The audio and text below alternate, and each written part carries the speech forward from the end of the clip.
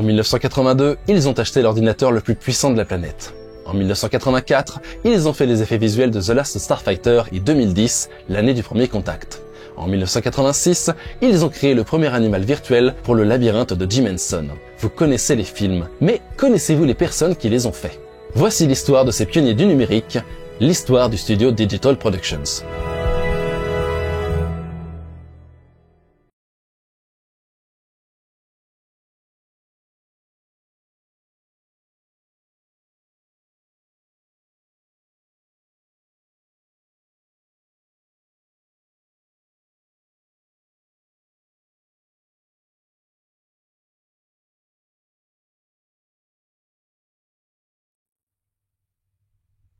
Hi, I'm Ken Cope. Salut!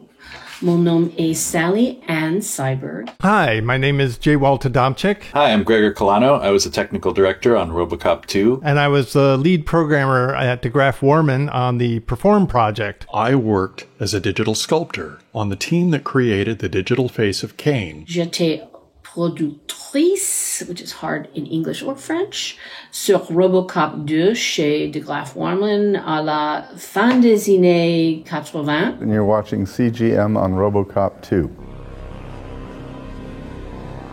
Vous pensiez que Tron était le premier film avec de l'image de synthèse? Que le morphing était apparu pour la première fois au cinéma avec Willow? Que Pixar ne faisait que des courts-métrages avant Toy Story? Que Disney était les premiers à intégrer de la synthèse dans leurs films d'animation? Que le premier animal virtuel provenait de Jurassic Park? Pauvre naïf. Bienvenue dans CGM, l'émission qui retrace pour vous les débuts de l'image de synthèse au cinéma. 1987. Après la fermeture de Digital Productions, dont la fusion avec Omnibus et Able n'aura tenu que 6 petits mois, c'est tout un secteur qui se retrouve sans travail du jour au lendemain. Si la situation peut sembler catastrophique, elle est en réalité une véritable opportunité pour tout un vivier de talents qui va créer de nombreuses startups. Plus petites, dotées d'un équipement bien moins puissant, mais aussi bien moins coûteux, ces entreprises vont alors redoubler d'imagination pour faire repartir le développement de l'image de synthèse. Ainsi, descendants de Digital, Omnibus, Able vont naître entre autres Rhythm & Hughes, déjà entreaperçu dans l'épisode 14 de CGM, mais aussi et surtout DeGraff Warman Inc., qui va nous intéresser aujourd'hui dans ce 19e épisode de CGM, consacré à Robocop 2 d'Irvin Kershner. Et non pas à toi, Alex Murphy. Fondé par Brad DeGraff, anciennement à Digital Productions, et Michael Warman, qui était à Omnibus, DeGraff Warman se lance dès 1987 avec un objectif plutôt ambitieux pour l'époque, utiliser le rendu temps réel pour créer des images de synthèse. Et attention, quand je dis temps réel en 1987, je parle de machines qui n'ont même pas la puissance de la Nintendo 64. Mais on va en reparler. Il s'agissait alors de matériel Symbolix avec la série des 3640 sur laquelle serait rendu le magnifique court-métrage Stanley and Stella la même année. Créé par John Whitney Jr. et Gary Demos, les anciens patrons de Digital Productions qui venaient eux aussi de recréer une nouvelle compagnie, Whitney Demos Productions. Mais aussi et surtout une station de travail Silicon Graphics, la Professional Iris 4D 70 GT, l'une des premières à utiliser les processeurs RISC. RISC architecture is going to change everything. RISC is good. Qui était alors capable d'assurer le calcul de pas moins de 10 millions d'instructions à la seconde. Comparé au fameux Cray XMP, l'ordinateur le plus puissant du monde en 1982, utilisé par feu Digital Productions, c'était 20 fois moins puissant. Ouais.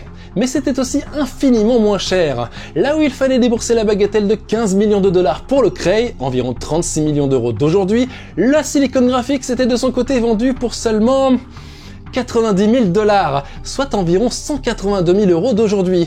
Une petite différence. Et pour ce prix-là, la petite en avait clairement dans le ventre côté 3D temps réel pour l'époque, puisque capable d'afficher jusqu'à 60 000 polygones par seconde. Eh ben ouais, fallait bien commencer quelque part, hein. D'ailleurs, pour comparer à la N64, dites-vous que la console de Nintendo, sortie en 1996, soit 9 ans après, bah c'était en théorie seulement 160 000 polygones par seconde. On revient de très très loin. Donc, dès le début, DeGraff Warman avait su investir dans du hardware solide pour réaliser leurs ambitions. Ne manquait désormais plus que des gens de talent, comme J. Walt Adamczyk, l'un des tout premiers à rejoindre la compagnie. So I went to CalArts for animation and focused my energies on the computer. My friend Stuart McSherry introduced me to Michael Warman and Brad DeGraff, who were just starting their company. It was out of Michael Warman's house. He just had a little bungalow up on Lookout Mountain Road up in Hollywood Hills. I came in there and showed them what I was doing, and they tasked me with working on the puppeteering system that they had envisioned. I think the real-time aspect of it was both, a great tool for visualizing what you're doing and making the process faster. But it was also very exciting to do real-time stuff, to do live performance, which they took to SIGGRAPH to do Mike the Talking Head and a couple of other projects. Mike the Talking Head, littéralement Mike la tête qui parle, fut en effet le premier projet de la jeune compagnie à être présenté à SIGGRAPH en 1988. Et en cette année-là, personne ne croyait que la tête virtuelle était générée en temps réel. Basé sur feu Mike Gribble, le co-créateur du Spike and Mike Festival of Animation, Mike the Talking Head interagissait à l'époque en direct sur scène avec lui. Une performance que les spectateurs pensaient être parfaitement chronométrée pour donner l'illusion d'une interaction avec la machine. Sauf qu'en coulisses, équipé d'un encodeur bidouillé maison par un certain Joel Lewis, il y avait le performeur Trey Stokes, fraîchement sorti du Blob de 88, qui interagissait vraiment avec le Mike Gribble de chair et de sang sur scène. Composé d'à peine 1500 polygones, Mike the Talking Head était d'ailleurs plus un visage qu'une tête, ce qui permettait d'économiser le plus de ressources possible sur la station de travail Silicon Graphics. Il était même possible de simuler une synchro labiale à l'aide d'un petit joystick à 2 axes qui permettait de faire du morphing entre différentes positions de bouche préenregistrées, chose qui était généralement réalisée en ralentissant l'enregistrement audio à l'extrême pour coller au plus près du mouvement des lèvres. Ouais, on n'utilisait pas encore de motion capture du visage à l'époque, donc fallait forcément bidouiller un peu, mais DeGraff Warman tenait là un premier hit. Peu de temps après, Mike the Talking Head fut ainsi utilisé en tant que narrateur dans la bande-annonce de Sons of Steel, un film d'exploitation de l'Australien Gary Lawrence Keedy. Alors, je l'ai pas vu, mais ça a l'air complètement barré. Pas vrai, monsieur du coin du bis ? Est-ce que tu connais Sons of Steel ? Écoute, c'est une très bonne chose que t'en parles parce qu'en fait, pas du tout. C'est important de prendre du temps pour soi. Je t'invite à te faire un petit café et à écouter CGM. Les images de synthèse, les cons. Habile. La tête parlante sera cependant complètement transformée pour l'intro et les crédits de fin d'un film d'animation de la fin 88, Félix le Chat, le film, dont on reparlera dans un CGM anecdote dédié. En parallèle, Orion, la société de production derrière le premier Robocop, venait d'essuyer plusieurs gros échecs d'affilée et pensait se refaire avec la mise en chantier de non pas une, mais bien 2 suites de Robocop, dont la première était d'ores et déjà annoncée pour l'été 90. Alors que Paul Verhoeven, le réalisateur du premier, n'était pas du tout intéressé pour revenir et que le réalisateur choisi pour le remplacer, Tim Miller, il s'était barré quelques semaines avant le début du tournage, car en désaccord avec le scénariste et dessinateur de comics Frank Miller, aucun lien, lui-même choisi pour bypasser la grève des scénaristes de 1988. Ouais, Robocop 2, ça partait mal. Très très mal. En juin 1989, Irvin Kershner, réalisateur de l'Empire contre-attaque, fut alors appelé à la rescousse pour sauver le film, qui n'avait donc pas de script finalisé, ni avant de commencer le tournage, ni pendant. Je sais pas pourquoi il a accepté, mais soit il était maso, soit il a reçu un gros chèque. Fort heureusement, côté effets spéciaux, Phil Tippett était toujours à la barre en compagnie de Craig Hayes, le designer de ED-209 dans le premier film. Pour l'anecdote, Craig Hayes était tellement dégoûté qu'on ait pu faire des kits de modélisme pirate du ED-209, notamment de par la simplicité du design de celui-ci, qu'il a décidé de faire le robot le plus complexe jamais fait avec le Robocop 2. Et complexe, c'était un euphémisme. Blindé de parties mécaniques mouvantes, capable de tourner sur lui-même à 180 degrés, avec des doubles bras rotatifs intriqués, un canon dorsal sur rail, 4 projecteurs ou encore des pistons pour le buste et la tête, ouais, le Robocop 2 était tout simplement le personnage le plus complexe à animer en image par image de son époque. Même comparé à un autre monument du genre, Robot Jox, alors lui aussi en production, Robocop 2 était clairement à des années-lumière en termes de complexité d'animation. Et Phil Tippett n'était bien évidemment pas seul pour animer les quelques 225 plans nécessaires pour le film, puisque c'est toute une équipe de plus de 30 personnes qui se sera donnée à fond pour mener le projet à bout, allant jusqu'à travailler sur 20 décors en simultané pendant plusieurs mois. Un travail de titan, comme le rappelle Phil Tippett. There was a scene that I'd totally forgotten. It was me talking to the RoboCop 2 crew, holding up a calendar and saying, we've got 37 shots to do in the next 2 weeks. When people that do computer graphics today hear that, they laugh because that's impossible. And it was horrible. I was telling them, this is like really going to hurt, but that's what we got to do. But we could do that. We could push it, but there's no way, unless you have a huge armada of people. But they do that now, these days, but the resources are much, much greater. Mais, parmi les diverses parties mécaniques du Robocop 2, une en particulier, l'écran situé dans la tête, allait demander la collaboration d'une autre équipe, celle de notre start-up de Graf Warman, Phil Tippett, ne faisant à cette époque pas encore d'image de synthèse. À ce moment-là, début 1990, la compagnie avait raffiné Mike de Talking Head, rendant ses traits plus féminins pour le salon espagnol Art Futura. ¿Pensáis es real? Ou plus joufflu et moustachu pour la seconde édition des fameuses TED Conference, en reprenant le visage de feu son cofondateur, Harry Marks. If we can imagine it, chances are the technology exists to realize it. We are the ones in control. Et c'est en assistant à l'une de ces représentations que le producteur du film, John Davison, avait eu l'idée d'intégrer l'effet de la tête parlante dans le Robocop 2. Seulement, si l'on en croit la productrice interne, Sally Ann Syberg, l'équipe était loin d'être prête chez De Graaf Warman, car déjà en plein milieu de deux autres projets. In the midst of all the chaos of trying to do the Hanna-Barbera project, J4D, which is Journey to the Fourth Dimension, which was for a Tokyo motion capture ride. And somehow in the midst of this, I got thrown this RoboCop job. And I honestly do not remember anything about it except I was suddenly in the middle of producing it. Our producer walked in the room one day and said, "Hey, we're going to work on RoboCop 2." And so she cobbled us together, me and Ken Cope and Trey Stokes. I don't even really think we had a production schedule. We just had this effect. We had to get it done. This is what they had to say. This is how it, had to get done. So it wasn't like I sat down and go, okay, we're going to do this part first and this part first. It was just sort of all hands on deck and just crazy go for it. We had really clear directions, which is just completely invaluable. When you have a client who knows what they want and they can express how they want it, timings, all of that stuff, there just wasn't a lot of time to have any slop. They were describing something like a seance. I see a kind of a blue and a red coming out of a field of text, and oh yeah, I can see that too. As if they're just really trying to visualize and pull it out of the pixels, and the like. We all got to listen and get a good sense of what it was that they wanted. Et ce qu'ils voulaient, c'était bien sûr, attention spoilers, intégrer le visage de l'acteur Tom Noonan sur l'écran du Robocop 2 comme une représentation de son esprit enfermé dans la machine. Et pour cela, ils avaient un outil redoutable à disposition, le scanner Cyberware. Cyberware, c'était une petite compagnie située à Monterey, Californie, qui avait une vision, utiliser le scan 3D pour révolutionner la sculpture de la même manière que la photographie avait à jamais changé la façon de faire des portraits. Ce qui n'a pas du tout marché pour eux. La compagnie s'était donc très vite réorientée sur d'autres possibilités de leur techno, notamment pour numériser des visages. À une époque où certaines personnes croyaient dur comme fer qu'un scan 3D absorberait leur âme dans l'ordinateur. Et je déconne même pas, il y a vraiment des gens qui croyaient ça.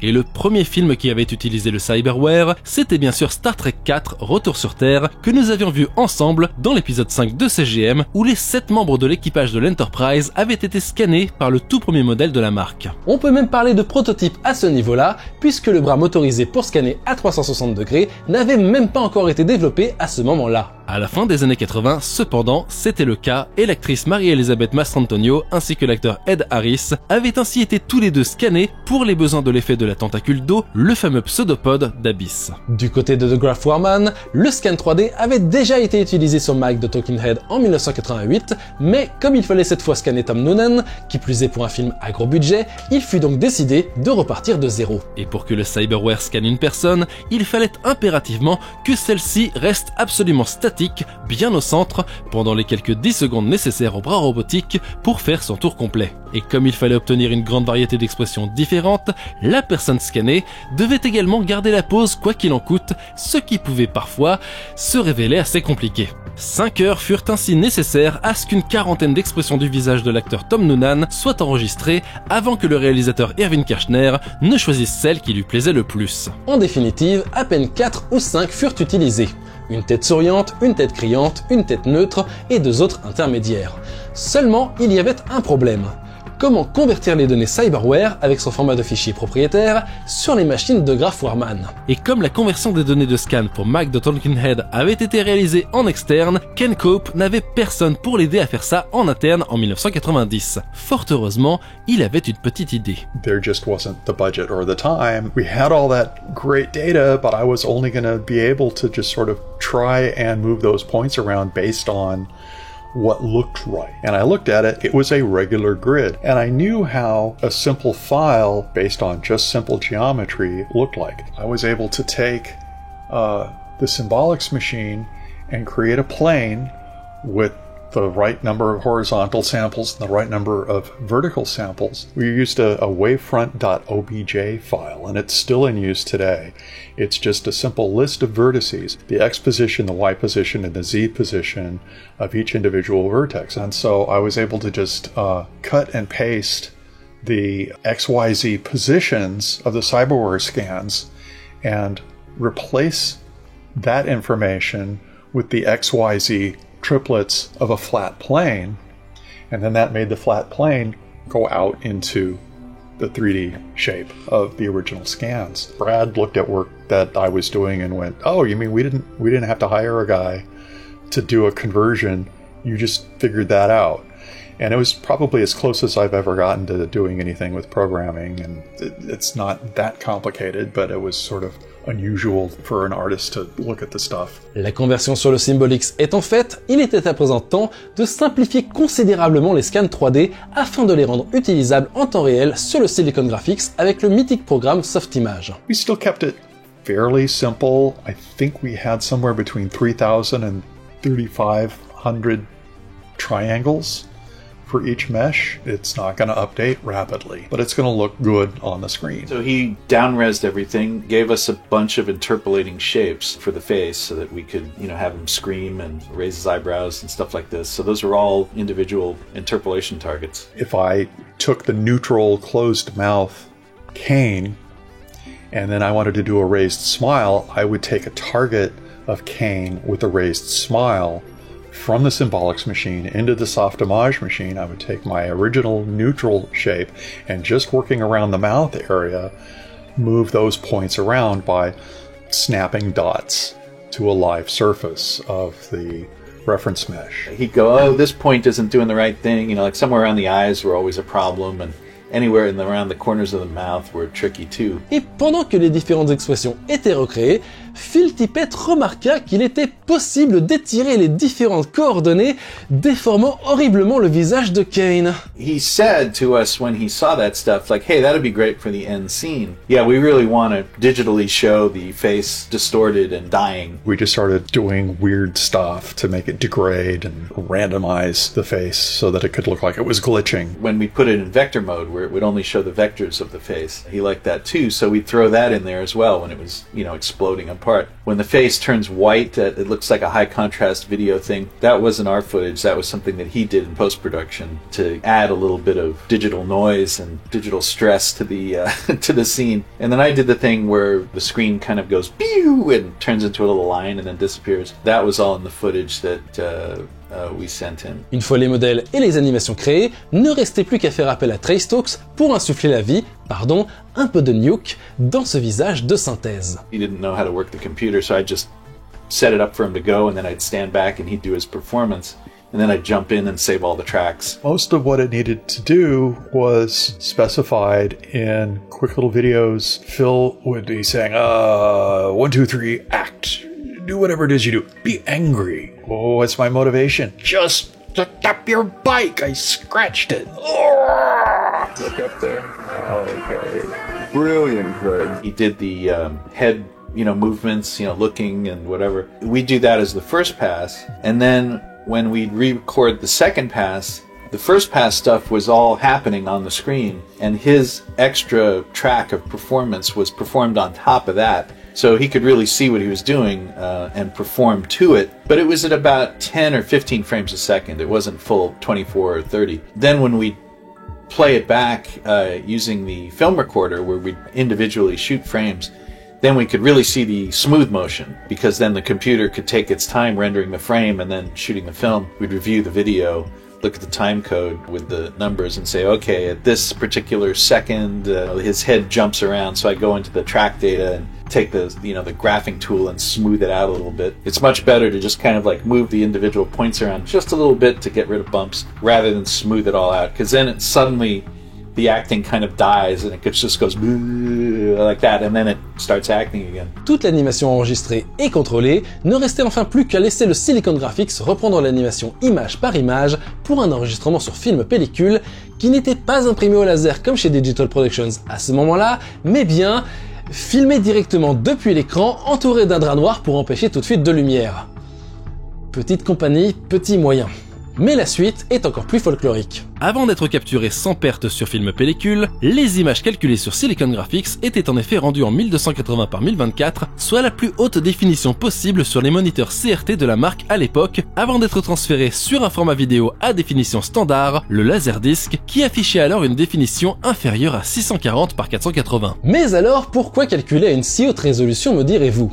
Eh bien tout simplement pour produire un anti-aliasing naturel via la perte de définition, mais pas que, puisque le Laserdisc permettait alors des arrêts sur image parfaits, là où la VHS ne pouvait qu'en rêver. It would have been a CAV, constantly accelerating velocity, basically a bunch of concentric lines instead of a spiral, so that on each individual frame it could be parked and played on what was a Sony Watchman screen about the size of a pack of cigarettes. As they went between frames, they just made sure that there was a new frame as they moved the head or moved the face or whatever it is that was going on. That's how that worked. Au total, ce sont environ 6 semaines qui auront été nécessaires pour créer toutes les images de synthèse du visage de Kane pour Robocop 2, un effet qui n'apparaîtra que 69 petites secondes à peine dans un film d'1h57, mais qui laissera un souvenir indélébile, voire même quelques cauchemars à certains enfants depuis maintenant plus de 30 ans. I guess that's pretty cool. People were just crazy about the work we did and the stuff we did and the motion capture. Nightmares, well, that's probably unintentional on our part, but probably very intentional on both Phil's and the director's part. They weren't marketed as kids, but there was sort of that idea that, like, well, kids are going to see them anyway, you know, with home video and all that. So I'm not surprised at all that kids saw that and, were horrified. Part of what was scary about it was that it was really approaching the wrong part of the uncanny valley, where it was just disturbing. I would say that the real horror, probably, if I was a kid watching that movie, which I was not, was when he takes the brain and just smashes it on the ground. I was shocked that it was just such an over-the-top gore fest. As far as like the technology goes, you have the Phil Tippett stop-motion machine, and then bursting out of it is this digital creation. There's that metaphor too, the threshold of digital effects, eclipsing the old-school animation techniques. Et en effet, il n'est pas dit que Robocop 2 soit en quelque sorte l'inception qui poussera à peine 3 ans plus tard Phil Tippett à créer le Dinosaur Input Device, la marionnette stop-motion relais par ordinateur pour créer toute l'animation du T-Rex et des Raptors de Jurassic Park. Quant au film en lui-même, il ne sera pas vraiment le blockbuster espéré par Orion pour sauver la compagnie de la faillite. Là où le premier volet avait alors rapporté 53,4 millions pour un budget de 13, le second avait quasiment doublé celui-ci à hauteur de 25 millions pour n'en rapporter que 45,7. Censé sortir en 1991, Robocop 3 n'arrivera finalement qu'après la faillite en 1993, en récoltant encore moins de billets verts que son prédécesseur, avec seulement 10,6 millions engrangés pour 22 de budget. Un jeu vidéo tout en 3D temps réel sortira cependant en décembre 1991 avec des graphismes très impressionnants pour l'époque. D'ailleurs, vous vous souvenez de la Nintendo 64 que je référençais au début? Eh ben Ken Cope va vous dire pourquoi. What's interesting is that using blend shapes and all those different morph targets and the like in the Symbolics machine later got that entire software suite. That became Nichimen software, which was part of the basic suite of tools that you would get if you were a Nintendo 64 developer. You would be making your Mario 64 on the Nichimen software. Ouais, la tête de Kane, le drogué psychopathe de Robocop 2, est devenue la base pour la tête super joyeuse de Mario 64, 6 ans après. Si ça c'est pas une preuve que Mario est un putain de caméo champi... Nichimen software then needed a complete awesome facelift, and that became the software that was Mirai, that was developed by Bay-Rate and ultimately became the basis for inspiration, we'll call it, for Maya's polygonal modeler. So now we're at this point with video games with nearly infinite resolution coming out in Unreal Engine and all of that kind of stuff. And we're not going to be harassed like I was by the polygon police and constrained by the budget of what could be done in real time. Et effectivement, lorsqu'on voit ce qu'il est possible de faire aujourd'hui en temps réel, que ce soit sur des jeux vidéo console avec Ray Tracing comme Ratchet & Clank Rift Apart sur PlayStation 5 ou les décors en temps réel de séries comme The Mandalorian, on peut véritablement se dire que les contraintes du temps réel d'antan ont bel et bien disparu du processus créatif d'aujourd'hui. Robocop 2, de son côté, reste un film imparfait mais terriblement jouissif pour quiconque aime le cyberpunk et les combats de robots designés à la faucille et au marteau. Le film est d'ailleurs disponible en Blu-ray français depuis 2012 et également depuis 2017 dans une version remasterisée, uniquement disponible en import chez Shout Factory avec de nombreux bonus et interviews exclusives, malheureusement zonées en région A. Voilà, c'est tout pour ce 19e épisode de CGM consacré à la création de Robocop 2 d'Irvin Kershner et la montée en puissance des startups de l'image de synthèse à la fin des années 80. Si vous souhaitez soutenir le Kickstarter du documentaire de l'émission, Digital Pioneers, rendez-vous sur le lien qui s'affiche à présent à l'écran et je vous remercie d'avance pour votre soutien si vous le faites. Quant à moi, comme toujours, pour suivre CGM, je vous renvoie aux pages Facebook et Twitter, au site internet gorkamitrix.com, mais aussi au site de Tips où vos soutiens permettent à cette émission, chaque jour, d'exister sur Internet. N'oubliez pas de partager cet épisode autour de vous et surtout de le commenter. Oh, et comme dirait Alex Murphy, we're only human.